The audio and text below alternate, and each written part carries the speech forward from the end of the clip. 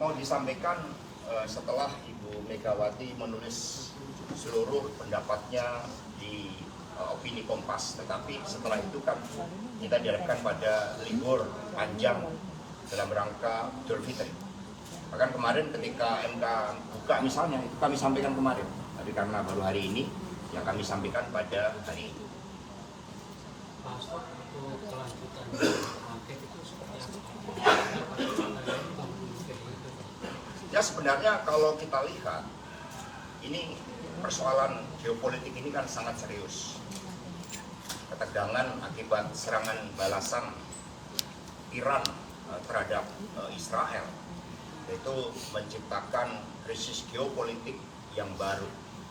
Kalau persoalan perang Rusia-Ukraina saja menciptakan krisis pangan, krisis energi, maka sekarang dampaknya sangat kuat di Indonesia. Melemahnya rupiah hingga ke level yang mengkhawatirkan. Kemudian beban utang kita yang begitu besar, dan juga terkait dengan ketidakpastian hukum akibat pemilu yang tidak kredibel, yang menyentuh hal yang paling fundamental tentang kredibilitas pemimpin nasional kita. Ketika kita dihadapkan pada masalah ekonomi, masalah politik, lalu pemilu yang seharusnya kredibel menjadi tidak kredibel, maka hak angket menjadi suatu hal yang sangat penting untuk dilakukan. Tetapi kita juga melihat begitu banyak penghadangan, baik secara politik maupun hukum. Secara politik terkait dengan berbagai usulan, meskipun alhamdulillah sudah dibantah perubahan undang-undang MD3 yang mencoba mematahkan suara rakyat yang menempatkan PD Perjuangan sebagai pemenang pemilu. Lalu secara hukum begitu banyak intimidasi yang dilakukan. Bahkan hal yang mengejutkan ketika Lebaran, kami menerima laporan dari Pak Abdullah Aswar Anas, bagaimana Bupati Banyuwangi, Ibu-ibu, yang notabene adalah istri beliau, itu juga diintimidasi. Bahkan diperiksa selama 6 jam di kantor Polda. Dan ketika diperiksa, itu diawali dengan cerita ini politik. Sehingga hukum telah dilemahkan. Ketika suatu negara tidak ada supremasi hukum, ketika meritokrasi kemudian dihancurkan dengan nepotisme, dan di depan mata muncul begitu banyak giant corruption yang terjadi terhadap sektor-sektor pertambangan yang seharusnya untuk kesejahteraan rakyat, maka ini semakin memperkuat hak angket itu. Tetapi persoalan hak angket bukanlah persoalan PD Perjuangan. Ini muncul dari kesadaran kita bersama. Apakah kita sebagai bangsa mau meletakkan nasib dan tanggung jawab kita ke depan dengan memastikan setiap proses pemilu berjalan dengan fair, berjalan dengan demokratis, dan pemimpinnya betul-betul berjuang bagi bangsa dan negara, bukan berjuang bagi keluarganya. Maka ketika dunia menghadapi krisis akibat ketegangan geopolitik, disitulah peran pemimpin nasional kita untuk membangun perdamaian dunia, bukan memikirkan keluarganya mau jadi apa. Sehingga kami membangun kesadaran seluruh amicus curiae, membangun kesadaran seluruh kelompok pro-demokrasi.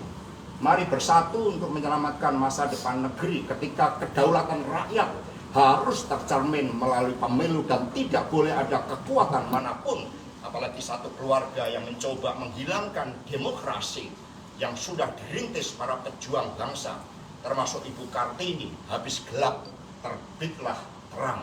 Jangan sampai terang demokrasi yang telah dirintis oleh para mahasiswa, perjuangan panjang termasuk oleh Ibu Megawati Soekarno Putri, kemudian dihancurkan menjadi kegelapan demokrasi. Mas Hasto, tadi amicus curiae ini berisi salah satunya tulisan Pak Bu Mega yang menilai ada nepotisme dari kekuasaan, khususnya dari Pak Presiden Jokowi. Sebenarnya hubungan Pak Jokowi dan Bu Mega ini update-nya seperti apa, Mas Hasto? Ya, ketika konstitusi sudah dikhianati, ketika demokrasi sudah dikebiri, ketika supremasi hukum sudah dilanggar, lalu spirit anti nepotisme, kolusi, dan korupsi kemudian bersemai dengan dukungan kekuasaan, apakah ini kita biarkan? Lalu sebagai bangsa pejuang, kita kan punya suatu prinsip. Jadi pada saat mau saya klarifikasi juga bahwa video yang beredar tentang pertemuan antara Ibu Mega dan Pak Jokowi pada saat Lebaran itu sama sekali tidak benar. Tidak ada pertemuan. Kami menjadi benteng demokrasi, sehingga pertemuan hanya dilakukan terhadap orang-orang yang memperjuangkan kepentingan bangsa dan negara, kedaulatan rakyat itu, yang memperjuangkan demokrasi. Ya. Mas Hasto, seberapa besar pengaruh dari amikus kurai yang ditulis oleh Bu Mega ini terhadap nanti putusan yang disampaikan oleh Hakim Konstitusi pada tanggal 22 April nanti untuk bisa menghasilkan putusan yang objektif tanpa ada intervensi dari pihak penguasa? Ya, dengan persoalan nomor 90 terbukti ada intervensi. Maka muncullah komite etik yang kemudian memberikan sanksi atas keputusan yang menjadi akar dari persoalan abuse of power yang dilakukan dan terjadi saat ini. Ibu Megawati Soekarno Putri dan PD Perjuangan tidak akan mengintervensi kedaulatan Hakim MK. Kami hanya menyampaikan perasaan, pikiran, dan perasaan bagaimana negara ini dibangun, bagaimana Mahkamah Konstitusi ini didirikan sebagai benteng konstitusi dan demokrasi, bahkan tempatnya pun oleh Ibu Megawati Soekarno Putri dipilihkan di ring 1 istana sebagai lambang bahwa Mahkamah Konstitusi ini sangat berwibawa, sangat kredibel, sehingga mengapa persyaratannya harus memiliki sikap-sikap kenegarawanan.